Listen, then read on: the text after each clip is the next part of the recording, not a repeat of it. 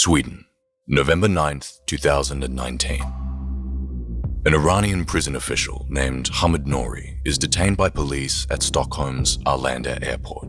Nouri has been arrested under the rules of universal jurisdiction for his alleged involvement in Iran's 1988 prison massacres. As a former official at Evin Prison, he was accused of participating in the mass executions of thousands of Iranians. Less than 3 years after his arrest, on the 14th of July 2022, Nouri was formally sentenced to life in prison. From the moment Nouri was arrested in Sweden, the Iranian government began to apply enormous pressure to stop his trial from going ahead.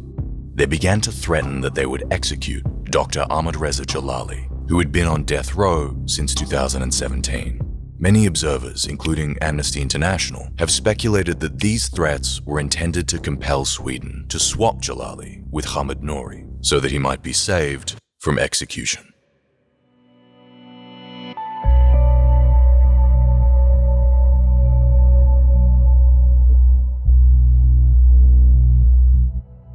Since the beginning of Hamid Nouri's trial, Iran has threatened to execute Dr Djalali on 2 separate occasions. Once in 2020, and then again in May of 2022. Both times, authorities abruptly declared that he was being prepared for execution, forcing incredible strain on Ahmadreza and his family, before postponing indefinitely, due in part to global protests. Dr Djalali is still in serious danger of execution. Just this year, the Iranian regime demonstrated their willingness to execute a dual British national, Ali Reza Akbari.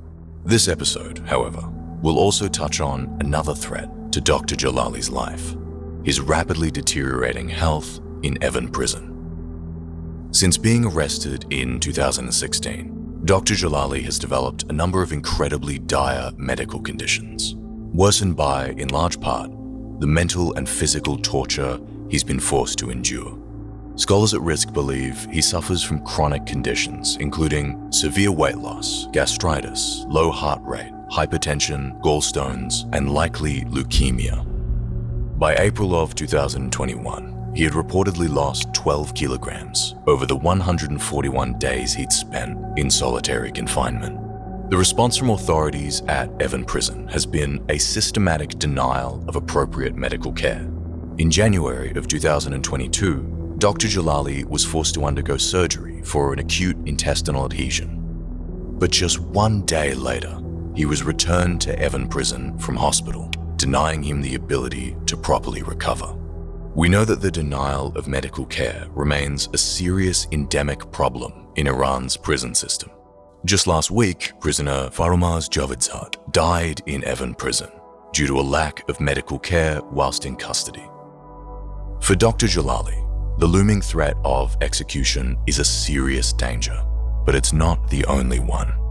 Without an immediate compassionate release, it's more than likely that his health will continue to deteriorate.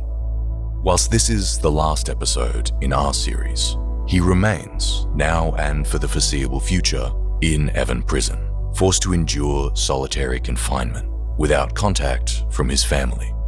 Signing the below petition is far from enough to ensure his safety, but in a small way, it demonstrates how he has not and will not be forgotten.